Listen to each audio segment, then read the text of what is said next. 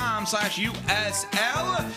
All right, we got a bunch of 2-2 teams in the NFL right now. Let's run through them. I'm going to give you the team. You tell me whether through your vantage point you see the 2 wins or you see the 2 losses. It's glass half full or glass half empty. Small's probably going more glass half empty, we know with her. Very negative all the time. Here we go. Man. 2 wins or 2 losses? Sorry about that. What did you say? I just hit you with a man. Sorry, that was weird. Okay. Chiefs, 2 wins or 2 losses? How do you see them? 2 losses.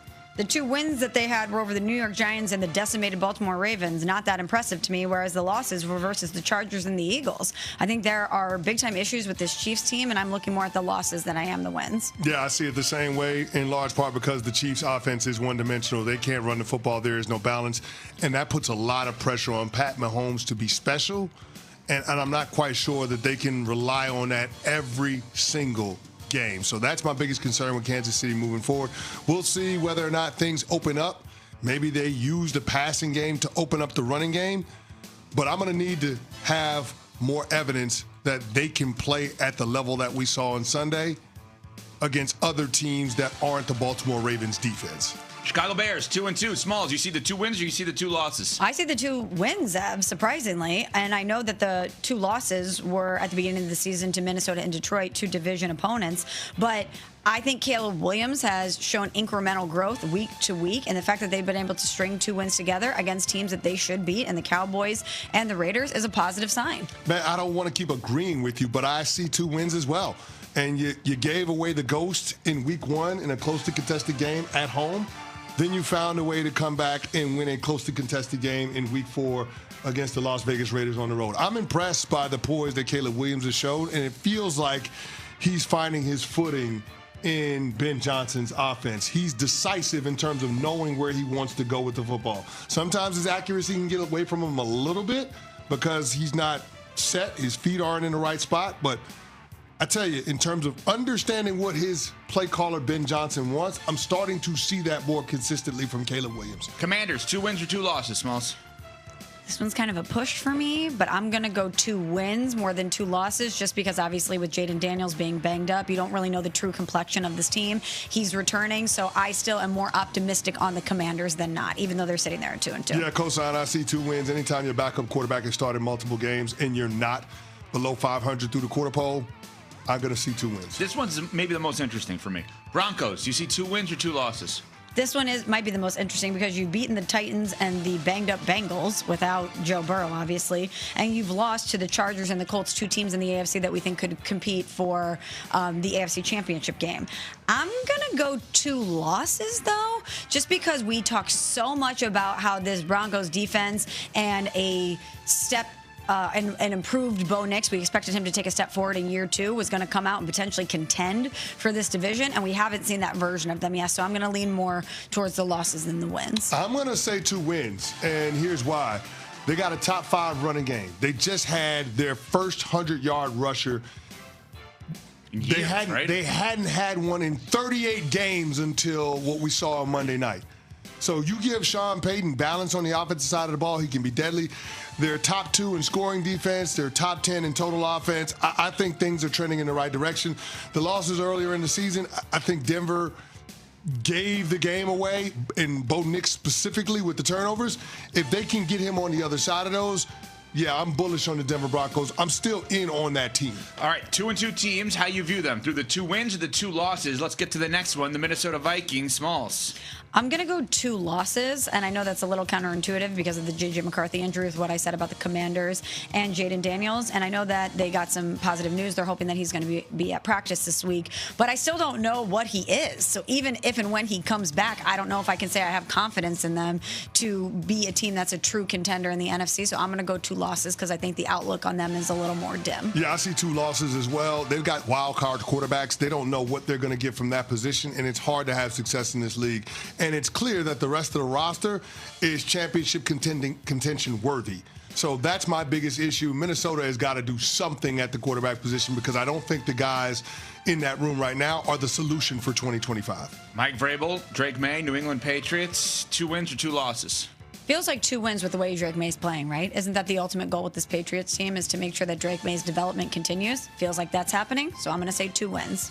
It's 2 wins. It should be 4.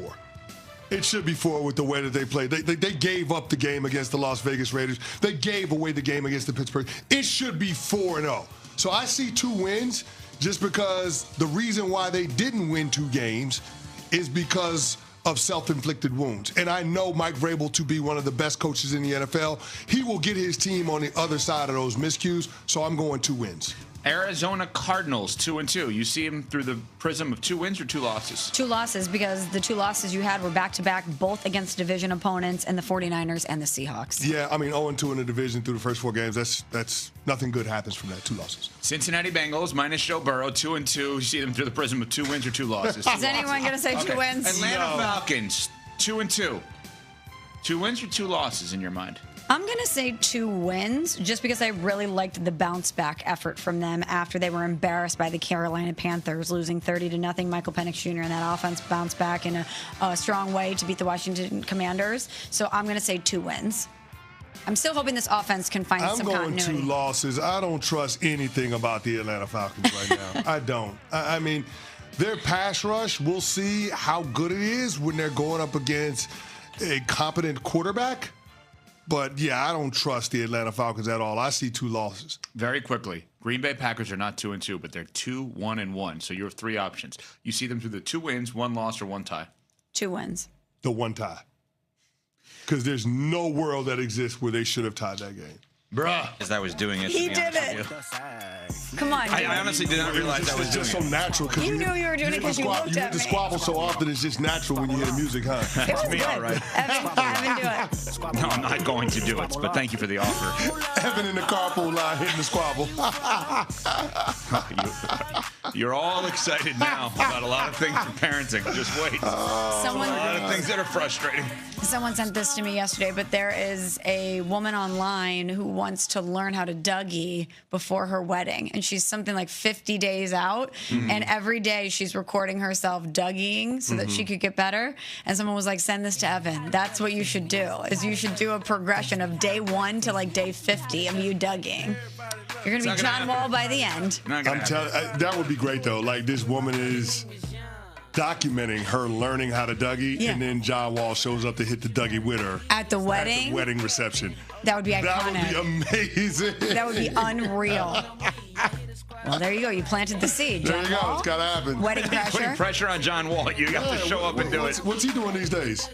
Get John Wall out there Dougie and Yeah, you go crash a wedding. Yeah, Get some good press. Dougie a little. Get a slice of cake for the road. I'd actually like to know the answer to that question. What is John Wall doing? Is he broadcasting somewhere? Is he involved in basketball? Sure. Teaching somebody how to Dougie. Research is on. Crossover at the same time. Well, we could do your Dougie journey if you want online. We could be inspired by this woman's wedding.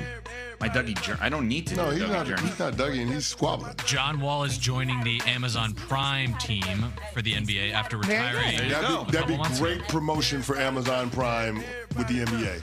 John Wall showing up at this woman's wedding and Dougieing with her as she walks out for the reception. Oh my gosh, and then he gifts the family an Amazon subscription or something to promote his new broadcasting career. You know what? While we're at it, Udonis Haslam should show up at my son's bar mitzvah, because just to promote that, since now he's part of the Amazon, and Dwayne Wade for that matter. Yeah. So Amazon, there's your idea. The Wade and Haslam at my kid's bar mitzvah in a year. But they need to have a reason why. See, she's learning how to I want them there. Dougie. John Wall is the Dougie king, so you need to come up with some sort of avenue to attract them that would go viral. I got nothing.